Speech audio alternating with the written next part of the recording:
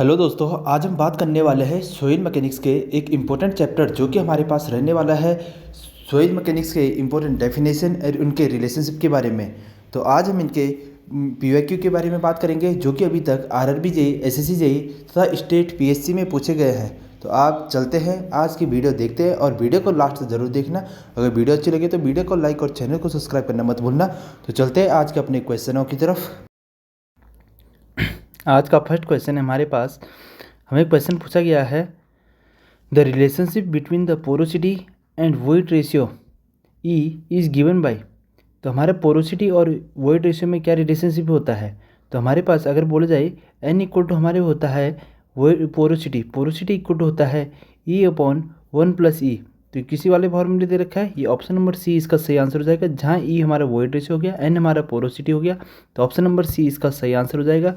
चलते हैं अपने नेक्स्ट क्वेश्चन की तरफ। नेक्स्ट क्वेश्चन हमें पूछा गया है कि which of the following method is most accurate for the determine of water content. Water content निकालने के लिए मोस्ट एक्यूरेट मेथड कौन सा होता है। ओवन ड्राई होता है, या सैंड पाथ मेथड होता है, या कैल्शियम कार्बोनेट मेथड होता है, या पिक्नोमीटर मेथड होता है। तो कभी भी ये क्वेश्चन आए तो आपके पास, तो ये हमारा option number A oven dry method इसका सही हो जाता है। चलते हैं नेक्स्ट क्वेश्चन की तरफ। नेक्स्ट क्वेश्चन हमें पूछा गया है कि the ratio of volume of void to the total volume. तो हमें क्या पूछा गया, volume of void upon total volume पूछा गया है। तो volume of void upon total volume तो क्या हो जाता है, ये हमारा होता है पोरोसिटी। तो ऑप्शन नंबर बी इसका सही आंसर हो जाएगा, volume void upon total volume. ठीक है, पोरोसिटी हो जाता है। चलते हैं नेक्स्ट क्वेश्चन की तरफ। नेक्स्ट क्वेश्चन हमें पूछा गया है कि pycnometer is use to determine. तो पिग्नोमीटर का उपयोग किसको जानने में किया जाता है। तो water content, void ratio, specific gravity, dry density, ये फिर ऑप्शन नंबर सी दे रखे वाटर कंटेंट है, स्पेसिफिक ग्रेविटी। तो ऑप्शन नंबर सी इसका सही आंसर हो जाएगा। वाटर कंटेंट निकालते हैं इससे और स्पेसिफिक ग्रेविटी निकाल देते हैं, तो ऑप्शन नंबर सी इसका सही आंसर हो जाएगा। नेक्स्ट क्वेश्चन देख लेते हैं। नेक्स्ट क्वेश्चन हमें पूछा गया है, for the granular soil the increasing of weight ratio the critical hydraulic gradient. तो क्रिटिकल हाइड्रोलिक ग्रेडियंट जो होता है हमारे पास, उससे हमारा अगर हमारा ये ग्रेनुलर सॉइल में वेट रेशियो बढ़ता है तो क्रिटिकल हाइड्रोलिक ग्रेडियंट में क्या इफेक्ट पड़ता है। तो हमें क्रिटिकल हाइड्रोलिक ग्रेडियंट का फॉर्मूला पता होना चाहिए, जो कि होता है IC इक्वल टू G-1/1+E हो जाता है। तो इससे हम देख रहे हैं कि E हमारा क्या है, अपॉन में है। तो इसलिए वॉइड रेशियो जब भी हमारा क्या होता है, बढ़ता है, तो हमारा इन हाइड्रोलिक ग्रेडियंट क्या होता है, कम हो जाता है।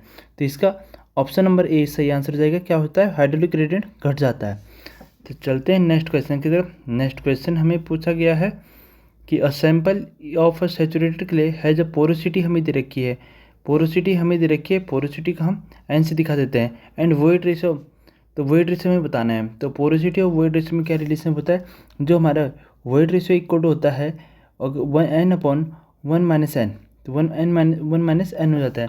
तो अब हमें यहाँ पे n की वैल्यू तो दे रखी है, तो n की वैल्यू ये वाला फॉर्मूला हमें याद रखना है, E equal to n/1 - n।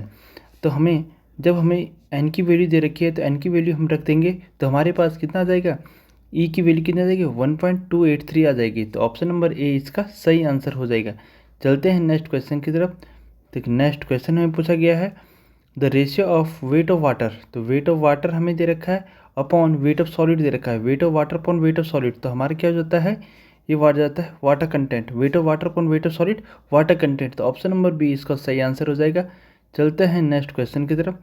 Next question में पूछा गया है कि हमें रिलेशन बताना है कि स्पेसिफिक ग्रेविटी और वॉइड रेशियो और हाइड्रोलिक ग्रेडियंट में रिलेशन बताना। तो hydraulic gradient I equal to हमने अभी फॉर्मूले की बात की थी, क्या होता है, G-1/1+E। तो ऑप्शन नंबर ए इसका सही आंसर हो जाएगा। ठीक है, ठीक है, ऑप्शन नंबर ए सही आंसर है। नेक्स्ट क्वेश्चन देख लेते हैं।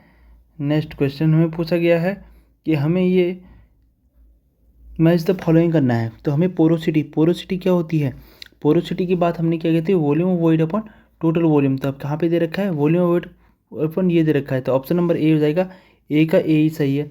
बी हमें वॉइड रिक्तिका यानी वॉइड रेशियो की बात पूछी गई है। तो वॉइड रेशियो होता है volume void upon volume of solid हो जाता है। तो volume void upon volume solid है कहीं पे, तो वॉल्यूम वॉइड टू ये होता है रिक्तिका का आयतन था संपूर्ण ठोस का आयतन। तो हमारा बी का कौन सा हो जाएगा, डी वाला हो जाएगा। ठीक है, उसके बाद हमें दे रखा है सी वाटर कंटेंट। वाटर कंटेंट क्या हो जाता है कि जल का भार ठोस का भार। तो हमारा ये हमारा सी का बी वाला हो जाएगा और डी का हमारा कौन सा हो गया, सी वाला हो गया। तो ऑप्शन नंबर किस में दे रखा है ऐसा, ए का ए, बी का डी, सी का बी हमें दे रखा है और डी का सी दे रखा है। तो ऑप्शन नंबर डी इसका सही आंसर हो जाएगा। चलते हैं नेक्स्ट क्वेश्चन की तरफ कि नेक्स्ट क्वेश्चन में क्या पूछा गया है। नेक्स्ट क्वेश्चन पूछा गया है, if the air content of a fully saturated soil is 100% then the weight ratio of the sample.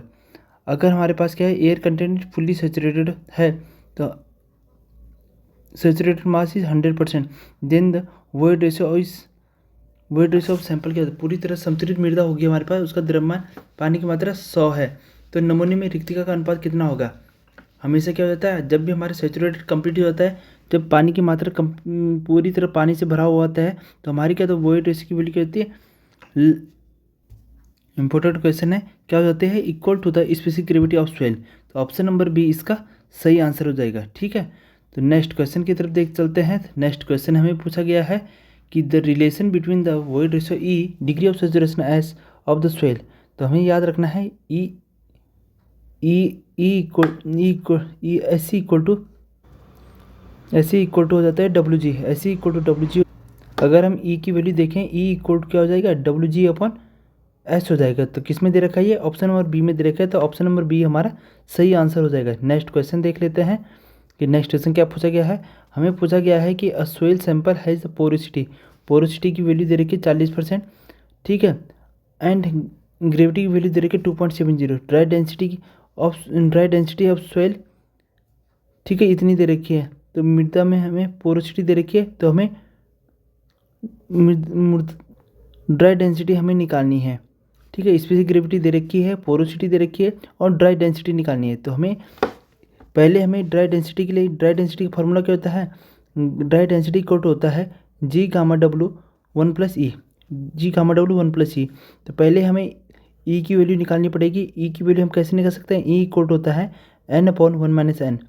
तो ये वाला फार्मूला हो गया हमारे पास। ई की वैल्यू हमें पहले निकालना पड़ेगा, तो ई की वैल्यू निकाल लेंगे तो हमारे पास 0 इतना आ जाएगा। ठीक है, उसके बाद हमारे ड्राई डेंसिटी के फॉर्मूले में इसे रख देंगे। तो जब ई की वैल्यू हम यहाँ पे रख देंगे तो हमारे पास कितना आ रहा है, 15.89 kN/m³। तो कितना, कौन सा वाला हो गया, ऑप्शन नंबर ए हमारा सही आंसर हो गया, 15.89 kN। हमें ई वाला का फॉर्मूला याद रखना है, ई इक्वल होता है n/1 - n, और ड्राई डेंसिटी का फॉर्मूला याद होना चाहिए। ड्राई डेंसिटी इक्वल होता है जी गामा डब्लू 1 + ई। ठीक है, तो ऑप्शन नंबर ए इसका सही आंसर हो जाएगा। नेक्स्ट क्वेश्चन देख लेते हैं। नेक्स्ट क्वेश्चन हमें पूछा गया है, the relationship between air content of soil and it's degree of saturation. Degree of air content और डिग्री ऑफ सैचुरेशन के बीच क्या रिलेशन होते हैं। एयर कंटेंट इक्वल होता है, एयर कंटेंट इक्वल टू हमारे पास क्या होता है 1 - डिग्री ऑफ सैचुरेशन। तो इस किस में दे रखा है ऐसा, ऑप्शन नंबर सी में दे रखा है। तो सी वाला आंसर सही हो जाएगा। चलते हैं नेक्स्ट क्वेश्चन की तरफ। नेक्स्ट क्वेश्चन हमें पूछा गया है, the plasticity index of soil mass is 0। तो जिसका प्लास्टिसिटी इंडेक्स की वैल्यू हमें दे रखी है 0, ठीक है, तो उससे हमें उसे हम क्या कहते हैं, सैंड कहते हैं, सिल्ट कहते हैं, या फिर हमारे इसे क्ले कहते हैं या क्ले सिल्ट कह लेते हैं। तो उससे हम क्या कह लेते हैं, सैंड कह लेते हैं। जिसमें प्लास्टिसिटी इंडेक्स की वैल्यू 0 होती है तो वो हमारी क्या होगी, सैंड कह लेते हैं। नेक्स्ट क्वेश्चन देख लेते हैं। नेक्स्ट क्वेश्चन पूछा गया है, water content of soil. Water content कितना होता है, वाटर कंटेंट हमारे क्या हो सकता है, 0 भी हो सकता है, ठीक है, और 100 भी हो सकता है। तो वाटर कंटेंट हमारा क्या होता है, ग्रेटर देन 0 भी हो सकता है। ठीक है, तो बी ग्रेटर देन 100 से अधिक भी हो सकता है। ठीक है, तो ऑप्शन नंबर डी इसका सही आंसर हो जाएगा। तो ये थे आज के हमारे कुछ इंपॉर्टेंट क्वेश्चन जो कि चैप्टर नंबर 2 से पूछे जाते हैं। तो आपको वीडियो कैसी लगी कमेंट करके आपको बताना है, और अगर वीडियो अच्छी लगी हो तो वीडियो को लाइक और चैनल को सब्सक्राइब करना मत भूलना। मिलते हैं नेक्स्ट वीडियो में। Thank you, good bye.